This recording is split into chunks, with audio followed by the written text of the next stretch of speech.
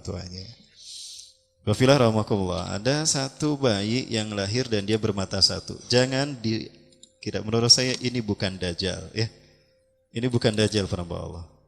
Karena Dajjal tadi lahir 100 tahun sebelum Nabi Musa diutus. Ada yang bilang ini di Israel, seorang bayi laki-laki lahir dengan mata satu. Ya. Kalau saya sih menduga ibunya begitu ketakutan ketika mengandungnya. Ketakutan kepada Dajjal. Ya kebayang-bayang we Dajjal teh keur hamil budak ieu. Jadi we anakna matana hiji siga Dajjal. Ya. Dajjal lahir secara normal, ingat. Rasulullah bercerita dia adalah seorang manusia yang lahir secara normal. Dia bermata dua.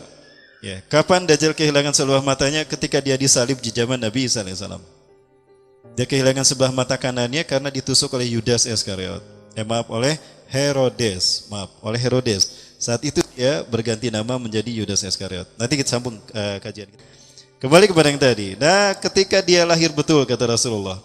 Ya, Rasulullah SAW menyebutkan dia menjadi petaka bagi ayah dan ibunya. Setelah ayahnya dihukum mati, maka Samiri kecil yang usianya 5 tahun ini diasuh oleh raja. Maka dia jadilah peliharaan raja. Namun saat itu Allah sudah murka kepada bangsa Samilah. Allah tidak menghendaki mereka hidup lagi, maka Allah kirim malaikat Jibril dan sepasukan malaikat untuk mengazab mereka. Ingat, malaikat Jibril tugasnya bukan hanya menurunkan wahyu, tetapi juga menimpakan azab kepada jin dan manusia dalam bentuk bencana alam. Habis tuh Samirah. Tapi sebelum Samirah diratakan, Allah menyelamatkan Samiri. Allah memerintahkan Samiri diselamatkan. Maka Jibril pun mengangkat Samiri, baru suku Samirah diratakan. Setelah selesai suku Samirah diratakan, malaikat Jibril menyelamatkan Samiri di sebuah pulau yang dikenal berada di Laut Yaman. Pulau entah berantah. Disitulah Samiri kecil diselamatkan.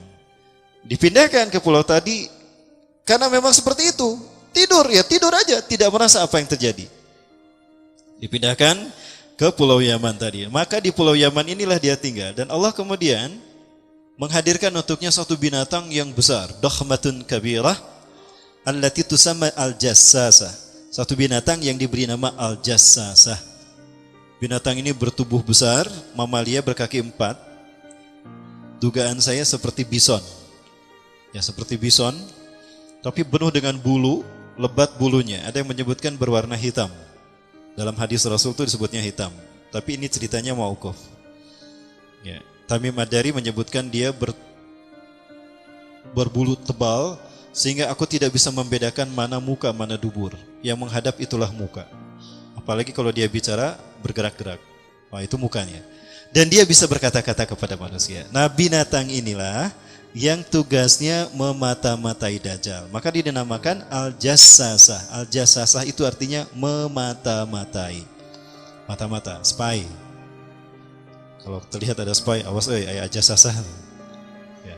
Mata-mata. Nah, kemudian di pulau itulah Dajjal bangun. Ketika dia bangun, malaikat Jibril sudah menyiapkan makanan untuk Samiri kecil. Lalu dia makan dan tidur lagi. Kerjaannya cuma bangun makan tidur, bangun makan minum tidur, bangun makan minum tidur. Lamun aya rokok harita ngarokok heula meureun.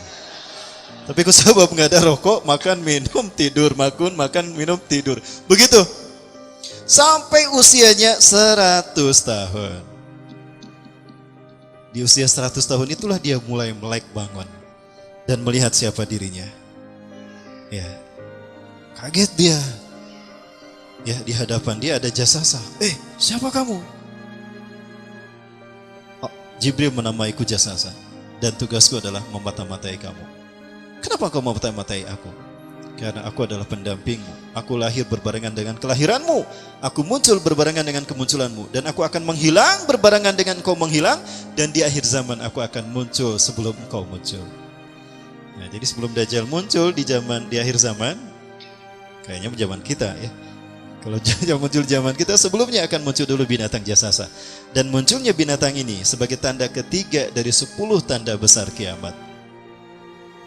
Setelah demikian, kemudian apa ini? Nah, Dajjal di sampingnya melihat kayak seperti ini nih.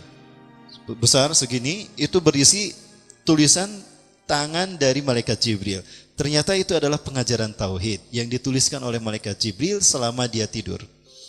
Tulisan itu mengenalkan Dajjal kepada Allah, Tuhan alam semesta. Dibacakanlah oleh binatang jasasah ini. Selesai dibacakan, paham kau Samiri? Sekarang tugasku yang terakhir, kata binatang jasasah. Aku diperintahkan oleh Allah melalui Jibril untuk mempertanyakan padamu. Hal tu'minu biha ula'il bayan minallah li'anna Allah rabbak. Ya Allah rabbuka. Hal tu'minu billah.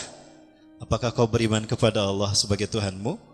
Jika engkau beriman kepada Allah Tuhanmu, maka engkau akan menjadi mukmin yang menakjubkan imannya, karena ajalmu akan ditangguhkan sampai akhir zaman. Namun jika engkau ingkar kepada Allah, terkutuklah engkau dan engkau akan kekal di neraka jahanam. Samiri tidak memberikan jawaban. Maka binatang jasasah ini pun bertanya. Sampai 3 kali Samiri tidak menjawabnya, hingga binatang ini pun pergi. Esoknya muncul lagi binatang ini dan bertanya lagi kepada Samiri. Hai Samiri, famadal jawab? Apa jawabanmu? Hal tu'minu billah. Apa kau beriman pada Allah? Dia membalingkan mukanya, tidak juga menjawab. Ketiga kali dia bertanya dan Samiri menjawab. Hei binatang buruk rupa, lihatlah aku. Sesungguhnya penjelasan prasasti ini bukan menjelaskan Allah yang di langit itu, tapi dia menjelaskan aku. Yang ada di sini adalah tentang aku. Akulah Allah itu. Engkaulah yang harus beriman kepadaku. Nah, di saat itu binatang ini menjerit dengan jeritan yang keras sampai pekak telinga si Samiri. Sejak saat itulah Samiri mendapatkan gelar Al-Kadzab, Dajjal.